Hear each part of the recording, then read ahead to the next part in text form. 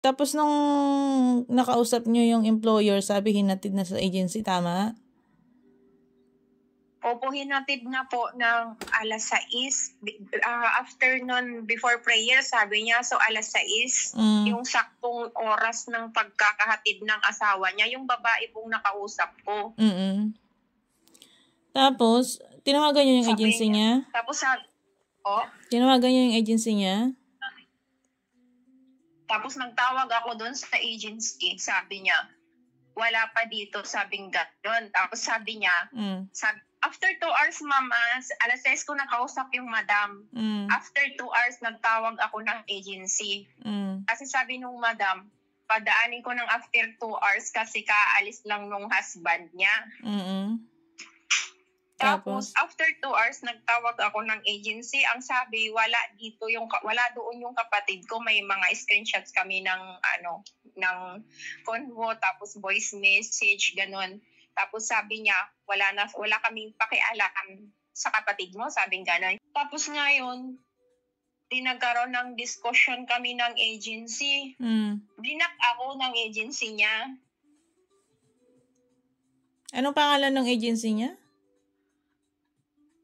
Ang haba kasi?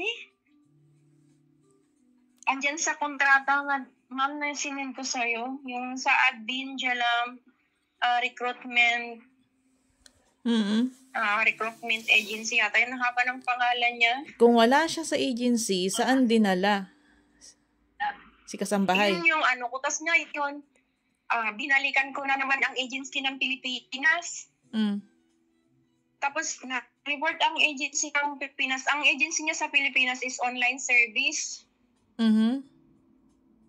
Tapos nagsabi sa akin ang agency doon sa Pilipinas na nagkaroon ng pag-uusap between kay ate tsaka yung employer na babalik si ate doon ng 5 days. Obserbahan daw na kapag hindi daw siya sinaktan ng mga bata sa loob ng 5 days. Tuloy na yung kontrata niya doon, tuloy yung pagtatrabaho niya. Ganun daw ang kasunduan. Daw lang kasi, sabi lang ng agency. Tapos, kaya binalik daw si ate doon, sinama ulit ng employer. Ibig sabihin, nandun pa rin siya sa bahay ng kanyang amo. Parang ganun ang pagkakasabi ng foreign agency sa local agency. Ganun ang report niya sa local agency. Di ba sabi mo, hindi siya marunong magbasa, hindi siya marunong magsulat? Opo. Hindi rin siya marunong mag-English. Paano yun? Paano sila gumawa ng agreement? Hindi. Yun ang kine-question ko ngayon sa agency ng Pilipinas. At saka, question ko yung agreement na yun din na dyan sa agency ng Saudi at ng employer kung paano nagkaroon ng ganyan. Tapos, di ba yung pinabasa ko sa'yo na pina-check ko sa'yo, galing yan sa employer niya eh. Kasi kinukulit na talaga. Sabi ko, nag-report na kami sa Polo. Nasa inyo pa daw yung kapatid ko. Sabi niya, andito yung papel na galing sa sinahinatid na namin siya, katibayan na hinatid namin siya kahapon, sabing gano'n, nilang mag-asawa. Parang yung papel na binigay sa amin, yun yung pinakita ko sa yung agreement nila. Bakit hindi natin alam kung saan dinala? Sabi ng agency, wala. Sabi niya dyan sa agency dyan sa abroad, wala. Sa Pinas naman, binalik sa amo. Etong amo naman, binalik sa agency. Ano ba talaga? Saan nila dinala si Pinakasapasa, kaya hindi namin alam kung nasaan. Ang kinakabahan ako, ma'am, kasi unang hatid nila kay ate sa agency, binato siya ng lighter ng isang empleyado doon ng agency. Lighter? Yun ang ko. Para saan daw? Kasi nagtawag, nung unang hatid kasi nung tawag ako ng tawag, di hinatid ngayon ng employer yung ate ko doon sa agency.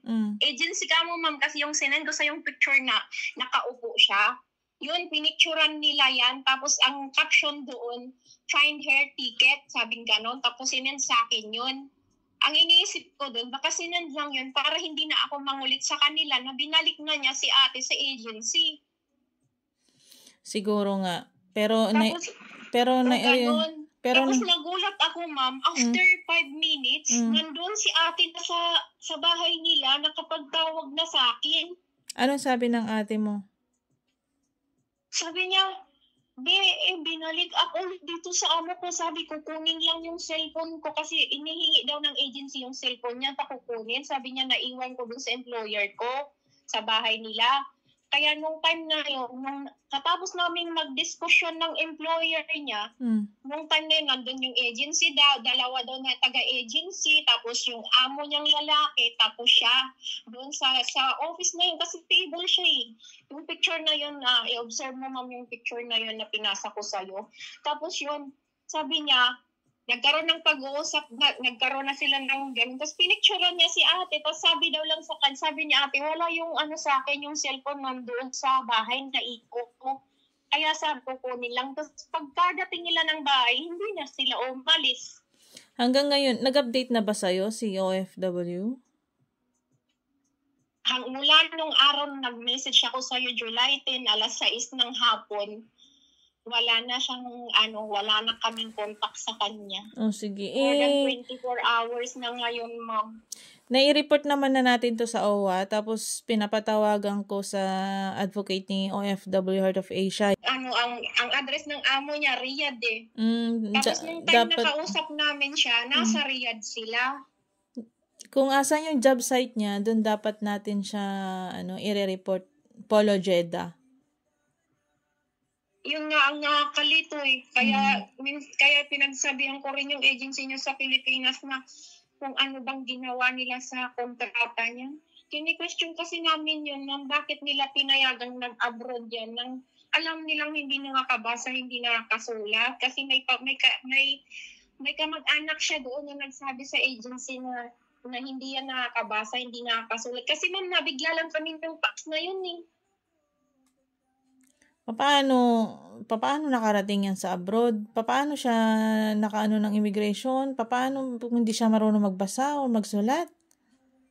Sinong gumawa? Hindi po. Hindi talaga kahit mga anak niya, makausap mo, hindi talaga. Kaya yun din yung sinasabi sa akin ng employer niya na hindi daw sila magkaintindihan. Kaya sabi ko, sir, please lang po, kung hindi naman po kayo nagkakaintindihan, ibalik mo na lang po siya sa agency.